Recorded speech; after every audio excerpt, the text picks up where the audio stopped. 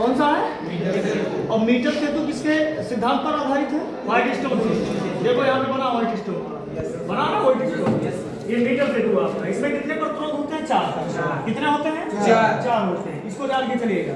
यहाँ क्या होता है मीटर सेतु में? मैंने बताया था कि एक ज्ञात प्रतिरोध लगा होता है, ठीक है ना, और एक क्या लगा होता है? अज्ञात प्रतिरोध। तो अज्ञात प्रतिरोध को ज्ञात करने के लिए हम क्या करते हैं? मीटर सेतु का निर्माण करते हैं और उससे क्या करते हैं? अज्ञात प्रतिरोध की वैल्यू को निकालते हैं। क्लियर हो गया ये बात? फिर आपका ये है क्या? पोटेंशियोमीटर, विभव मापी। देखो कितना है? 10 मीटर का तार लगता है, सभी 1-1 मीटर के तार लगे होते हैं। अब यहाँ पे 10 मीटर नहीं, 1 2 3 4 5 6, यानी कुल मिला के कितना हुआ? 6 मीटर। स्केल लगा है, क्लियर है ना? यहाँ से हम क्या करते हैं? जॉकी वहां लगा। देखो जो जॉकी होता है ये है जॉकी। देखिए क्या है जॉकी? इसमें हम बीच वाले इसमें क्या करते हैं? वहां से टर्मिनल से क्या करते हैं? इसको जोड़ देते हैं और लेफ्ट हैंड साइड और राइट हैंड साइड, यानी इसमें गैल्वेनोमीटर को जोड़कर या एमीटर को या वोल्ट मीटर को जोड़कर हम विभव को क्या करते हैं? नापते हैं। जॉकी के जिस बिंदु को ले जाने पर विभव का मान क्या हो जाता है? शून्य हो जाता है ना? यानी कहाँ पे शून्य होता है उसको हम देखते हैं। वहां पे क्या हो जाता है? प्रतिरोध क्या हो जाती है? अधिकता। क्लियर हो गया ना बस? तो ये सारी चीजें आपको जानकारी में होनी चाहिए कि इसको हम क्या कहते हैं? विभव मापी। और ये क्या? क्लियर हो गया? अभी और सारी चीजें दिखाते हैं आपको। यहाँ देखिएगा इसमें क्या काम है? ये आपका पीएमपी जंक्शन है। क्या है? PMP junction. पीएमपी जंक्शन कब बनता है? एन प्रकार के डायोड को और पी प्रकार के डायोड को आपस में क्या करते हैं? संधि करते हैं। तो एक डायोड बनता है जिसे हम क्या बोलते हैं? और इसी से 2 और कार्य होते हैं। बाइसिंग होता है, 2 बाइसिंग निकल के आता है। एक होता है अग्र बाइसिंग और एक होता है पक्ष, जिसे हम इंग्लिश में कहते हैं फॉरवर्ड बाइसिंग और रिवर्स बाइसिंग। क्लियर है ना? ठीक है। फिर बैटरी को हम जोड़ते हैं। अगर अग्र बाइसिंग कब बनेगा? जब पी प्रकार के डायोड को धन टर्मिनल से और एन प्रकार के डायोड को सिरे से जोड़ते हैं। तो यहाँ मिली एम्पियर का धारा प्रवाहित होता है और धारा देखा जाता है, इसमें मापा भी जा सकता है, इसका भी प्राप्त होता है। और ये क्या हो जाता है? Forward biasing. और जब पी प्रकार के डायोड को हम बैटरी के या सेल के ऋण सिरे से और एन प्रकार को धन सिरे से जोड़ते हैं तो वो बाइसिंग जो बनता है वो होता है आपका पक्ष बाइसिंग यानी रिवर्स बाइसिंग। क्लियर हो गया ना? दोनों चीजें इससे हम देख सकते हैं और धाराओं को माप सकते हैं, किसमें धारा आ रही है किसमें नहीं आ रही। क्लियर? दूसरी आपका ये इंस्ट्रूमेंट है आपका जो है ओम्स लॉ के लिए। किसके लिए है? ओम्स लॉ के लिए क्या करते हैं हम लोग? धारा और विभव को नापते हैं और दोनों का अनुपात निकालते हैं। जैसे मान लिया जाए 3.5 वोल्ट का एक बैटरी लगाया, कितना? 3.5 वोल्ट का, और उस पे R का मान यानी V अनुपाते I के करने पर विभव और धारा को निकालने पर दोनों का अनुपात जब निकाला हमने तो मान लिया जाए जो आपका रेजिस्टेंस का मान जो आया वो आया कितना? 1 ओम। कितना आया? 1 ओम आ गया। क्लियर? तो 2 सेल लगाया, अभी लगाया था 1 सेल, अब 2 सेल लगाया, फिर दोनों का अनुपात किया तो कितना आ रहा है आपका? 1 ही ओम आ रहा है। तो यहाँ पे हमारा ये जो आपका इंस्ट्रूमेंट काम कर रहा है ये किसके नियम पे आधारित पे काम कर रहा है? ओम के नियम। यानी वहां नियतांक वैल्यू आना चाहिए, फिक्स वैल्यू आना चाहिए, कांस्टेंट में आना चाहिए। यदि अगर नहीं करता है तो ओम्स के नियम का पालन नहीं करता कोई भी प्रतिरोध, कोई भी परिपथ हो, चालक परिपथ। ठीक है? इससे हम ओम के नियम का पालन यानी इसके प्रयोग हम कर सकते हैं, इसमें निकाल सकते हैं। हो गया? अब ये है आपका कौन सा सेल है? लेक्लांकी सेल। कौन सा सेल है? ठीक है ना? लेक्लांकी सेल का मतलब क्या होता है? होता है कि प्राइमरी सेल होता है। बताओ भाई इसमें क्या मिलाया जाएगा? सॉल्यूशन में क्या मिलाया जाएगा? तब इसको इसके इलेक्ट्रोड को क्या किया जाएगा? उसमें रखा जाएगा। देखो इलेक्ट्रोड में निकाल देता हूं, इसमें है मतलब खोला नहीं गया, खोल लीजिए, एक इलेक्ट्रोड निकाल लीजिए उसमें। आज इलेक्ट्रोड देखो, ये देखो। अच्छा इसमें बनाया गया है बेटा, इसमें आप देख सकते हैं चित्र में दिया गया है। इलेक्ट्रोड है, देखिए इलेक्ट्रोड है ना? रॉड है, देखो एनोड रॉड की छड़ी है ना? हाँ ये देखिए अब इसमें देखिए एक टर्मिनल बनेगा धनात्मक। कौन सा टर्मिनल बनेगा? धनात्मक। और एक टर्मिनल बनेगा कैसा? ऋणात्मक। जैसे ऋणात्मक को क्या बोलते हैं? कैथोड। क्या बोलते हैं? और धनात्मक को क्या बोलते हैं? एनोड। लेकिन इनमें क्या मिलाया जाएगा बेटा? जो सॉल्यूशन मिलाया जाएगा विलयन मिलाया जाएगा ना यार। और इसमें अमोनियम क्या बनता है? हाँ, उसमें इसमें मिलाया जाएगा, फिर इलेक्ट्रोड को उसमें डुबोया जाएगा, फिर इससे हम देखेंगे कि कितना धारा उत्पन्न हो रहा है। क्लियर हो गया ना? ये देखिए, ये धन टर्मिनल है आपका। कौन सा टर्मिनल है बेटा? सारी चीजें हमने लिख के भेज दिया था, इसको सोल्यूशन भी मिला वीडियो। हाँ तो मतलब ये देखिए ये अब उसके बाद में जो जार है ना इसका, ये देखो डिब्बा मैं बता रहा हूँ, ये देखो जो ये वाला बाहरी इलेक्ट्रोड है, टर्मिनल है, ये इसमें डुबोया जाएगा यहाँ पे, और ये सेल को उसमें डुबो के इसे रखा जाएगा दोनों को। यहाँ से धन सिरा जुड़ेगा और यहाँ पे कौन सिरा जुड़ेगा? ऋण वाला। क्लियर हो गया ना?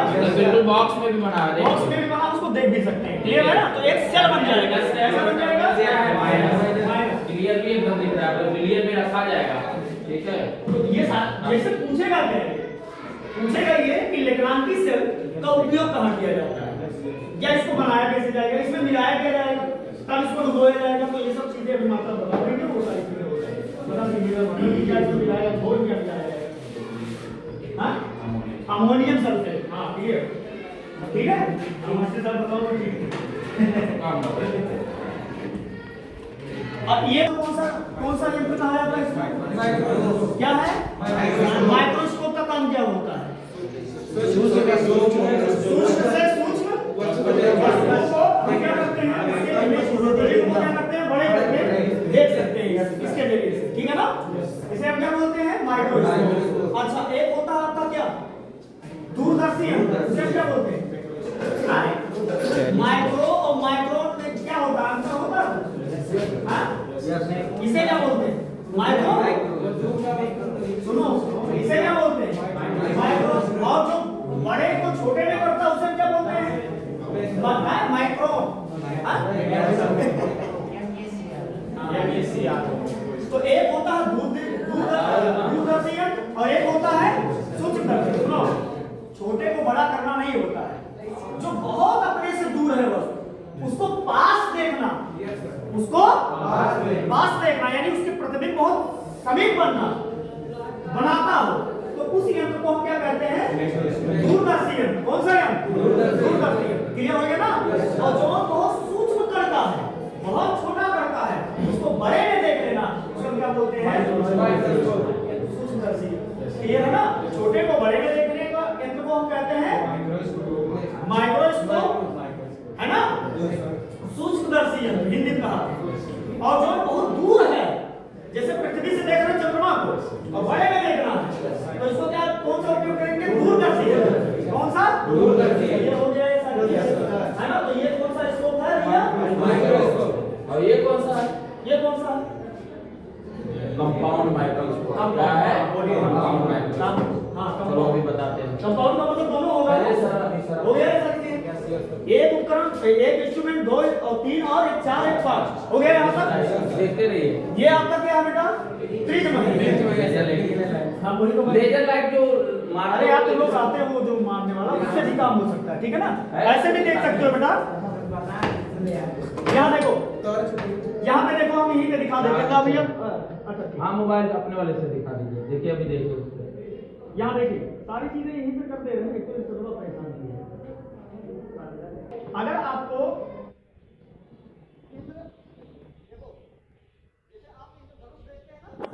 हम वहीं पे दिखा दे रहे हैं, कहीं पे दिखाई दे रहा है और पास आ जाएंगे आप लोग, तो ऐसे देख सकते हैं। ये देखो, और यहाँ पे नहीं तो इसको ही, हाँ इसको वहाँ पे रखते हैं। स्क्रीन को हम कर देते हैं इसे। क्लियर है ना? बहुत संक्षिप्त में, जैसे ऐसा नहीं देखो इसमें ब्लैक असर नहीं दिखेगा। नहीं ब्लैक पे तो दिखेगा दिखेगा, भैया, उल्टा है। ब्लैक के लिए इसीलिए तो लाया गया है।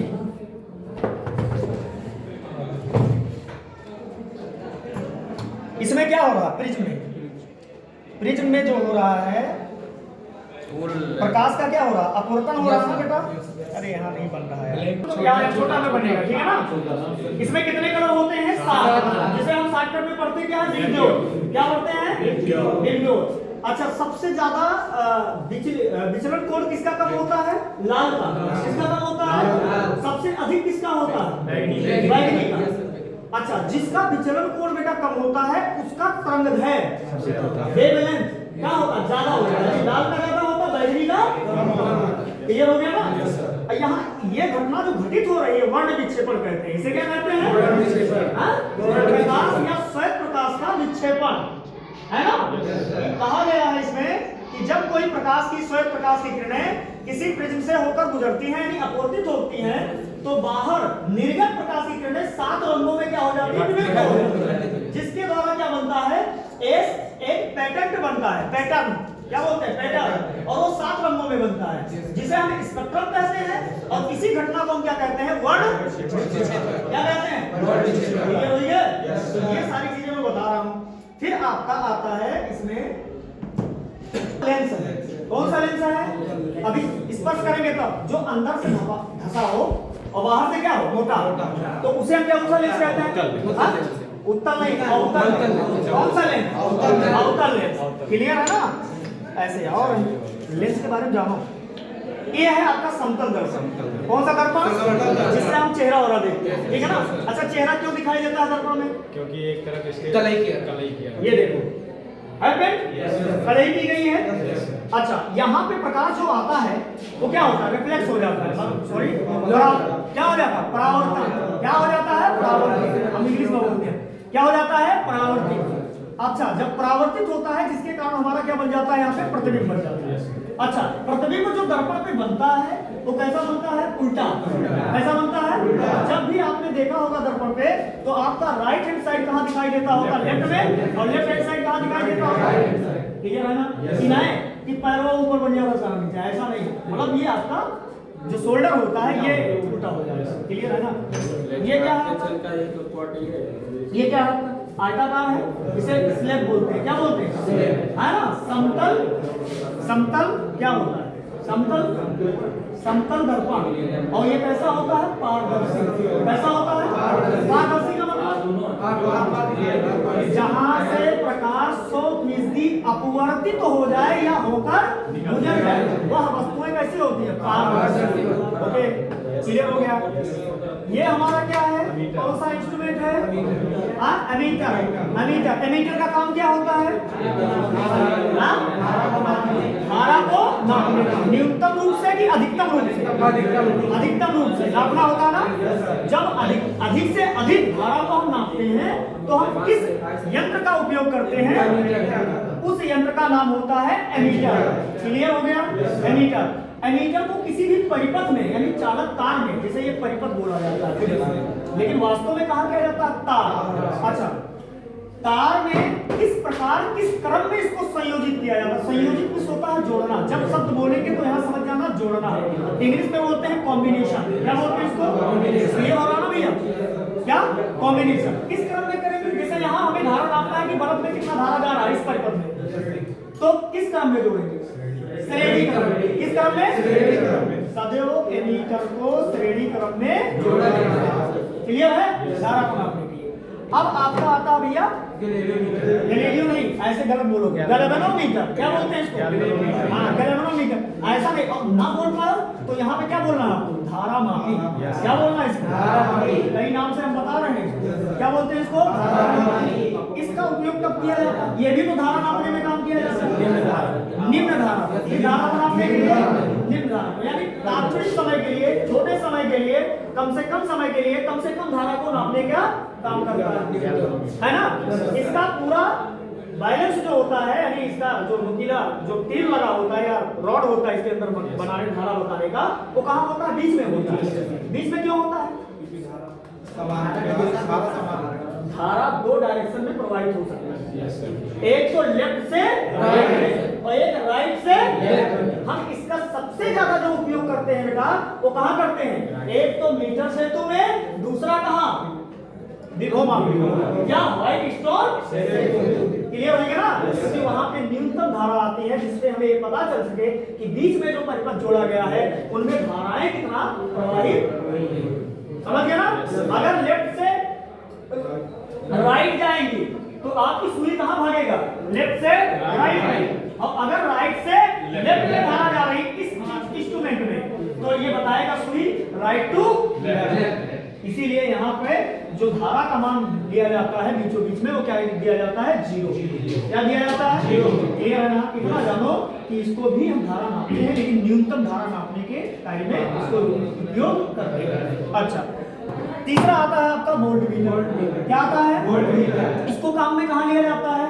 ये है सामने विभव मापक, है ना, विभव मापक। अब इनको हम एक नया पर्पस में क्या कर देते हैं? जोड़ देते हैं, जिससे जॉकी के माध्यम से हम देखते हैं कि इस तार के किस बिंदु पर, यानी कितने कितने सेंटीमीटर या इंच पर या मीटर पर आपका क्या हो रहा है, कितना कितना विभव है।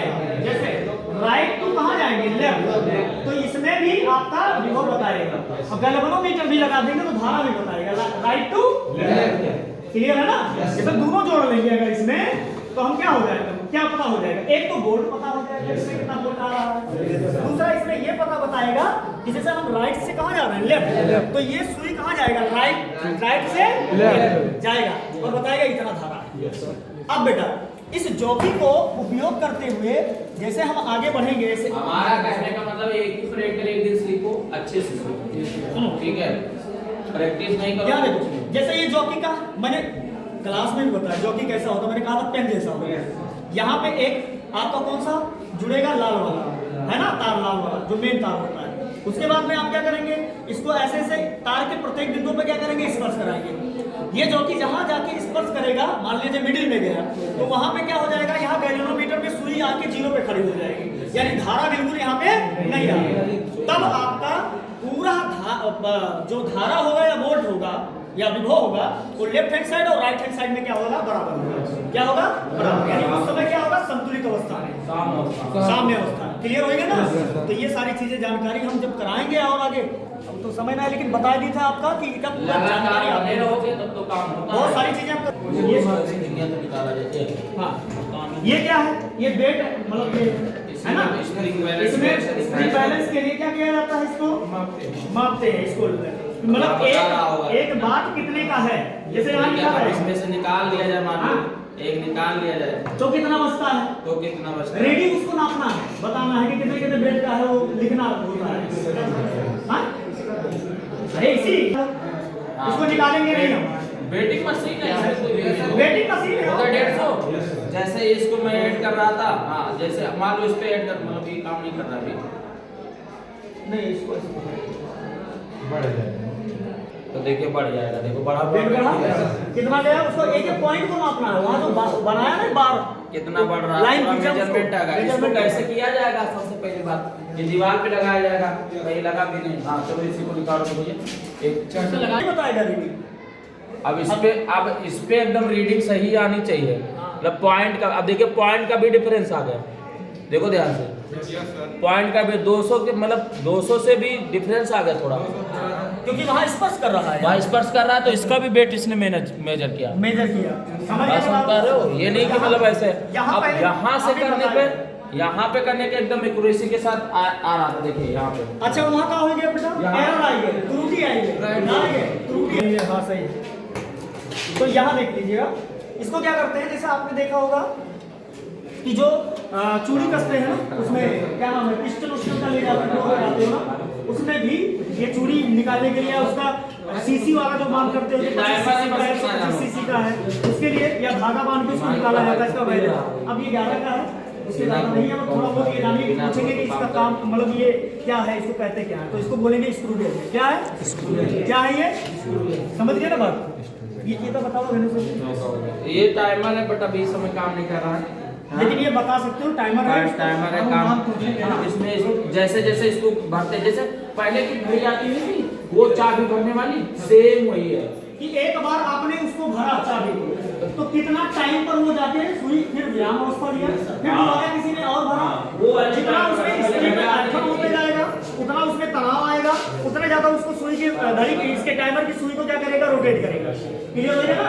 तो नोट करना, पहली बार में कितना आया, दूसरी बार में कितना आया, फिर दोनों में देखो डिफरेंट कितना आ रहा है।